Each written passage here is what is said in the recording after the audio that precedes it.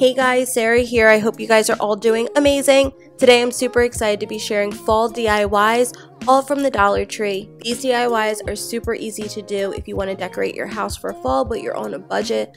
I've been totally into farmhouse rustic chic, so it's kind of got those vibes going on. If you guys like this video, give it a thumbs up. Subscribe to my channel if you have not already. I would love to have you. Without further ado, guys, let's get started. For our first DIY, we're going to make our own wall decor. So I saw these wooden signs that are at the Dollar Tree in the picture frame aisle. I'm also going to be using these tin Home Sweet Home signs that are shaped like pumpkins and they kind of have the burlap on there. I think these are really cute and they can be used in a couple of different ways. This is just the one way that I decided to use them. So I'm going to fix my mishap. My first home was upside down.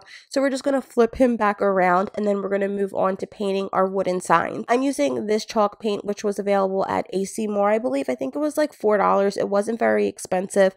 And I liked that it was just white. I try to keep everything white and neutral. So along with that, we're going to be using these foam brushes.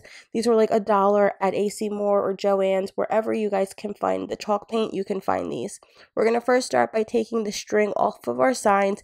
This was really easy, and it's instead of it being nails, it's almost like staples. So you're going to have to remove all of the little staple bits, which was probably the most time consuming part, but it was easy enough to do.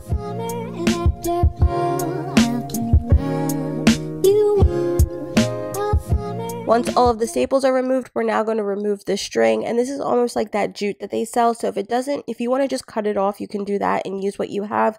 That's what I ended up doing because relacing it was a little bit hard. So we're going to shake up our paint. We're going to move on to painting. I did about 3 coats, so this dries really quickly, so that's really nice. So I did one really good coat. I made sure to get the sides and inside the little crevice parts.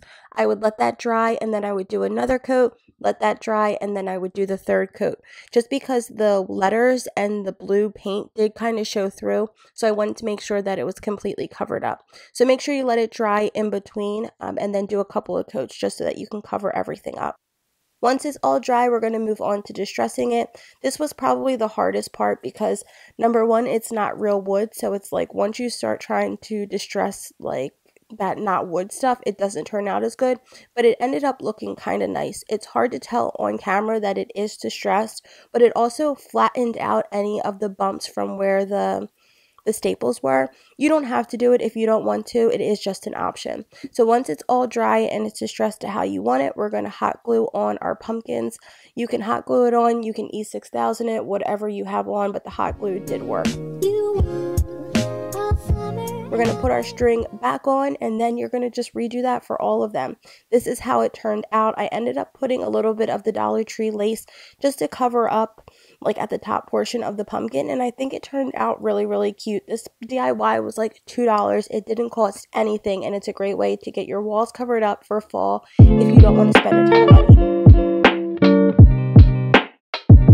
So for our next DIY, I wanted to share with you how you can take these little skulls that we're seeing at the Dollar Tree and make an easy DIY so that they'll fit into your home decor. So along with them, we're going to take our favorite spray paint, and this is the Valspar Metallic Silver. We're going to take 4 pieces of wood. They're going to be cut 5 by 5, so 5 inches by 5 inches, and then we're going to use 2 of them together. Along with that, we're going to need some type of strong glue like Gorilla Glue or E6000. You're also going to need sandpaper.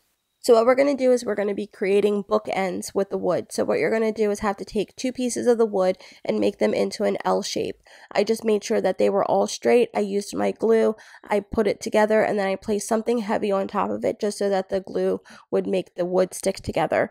It was really simple to do, and you're just going to do that 4 times. Once that's done, you're going to take it outside and you're going to want to sand it down.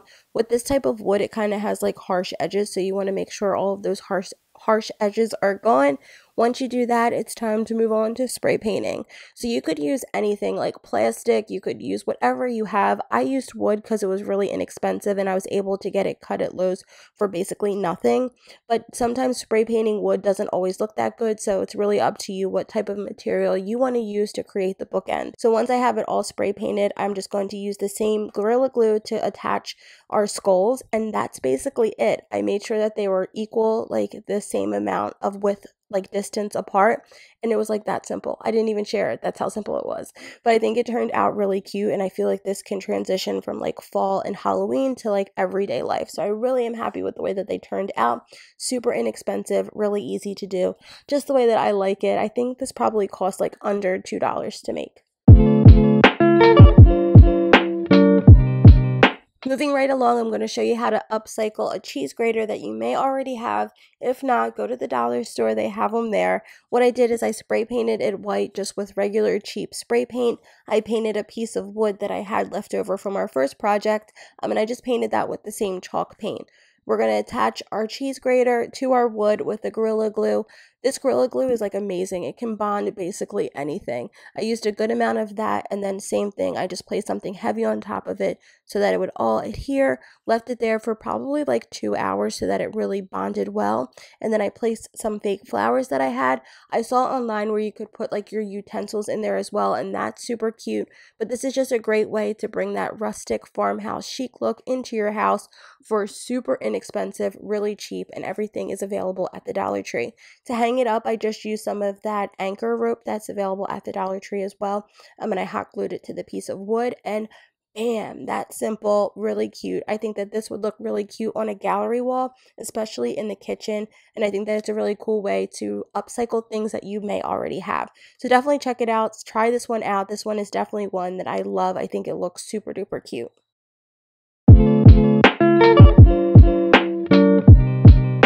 So for the last DIY, I wanted to share how I made this rake wreath, and I think this is super cute and totally farmhouse style. This is a rake that I got from Dollar Zone, but you could use an old one that you had as well. I'm giving it a couple coats of gold spray paint, but you could use whatever color spray paint you want. Once your rake is completely dry, then we're going to come inside using all different types of flowers. I use the cattails, leaves, ribbon, whatever you have on hand, or you can go into the Dollar Tree and purchase new. We're basically just going to decorate our rake with all different kinds of fall flowers. I saw a lot of different options and ideas on Pinterest, so definitely use Pinterest to get some inspiration. What I would recommend is first placing everything down to get an idea of how it's going to look, and then gluing it down. If you guys want to see how I made my wreath for the door, use the link down below to check it out. There was a lot of good tips in that video. Here I'm basically just going to share with you guys what I did and what I came up with so that you guys could have some inspiration to make your own. So this is how mine turned out. I'm super happy with the way that it looks. I love the colors, and like there's an area in my house that I always change out for each season, and this fits perfectly right there. So let me know in the comments down below, which of the DIYs did you love, which did you hate? I'll be down there talking to you guys, so leave me a comment. Let me know if there's any other fall videos that you would want to see from me. As always, I love you guys so very much. Subscribe to my channel if you have not already. We're almost to 80K, and it would mean the world if we could get there sometime soon. Alright guys, I love you. I'll see you next time. Bye!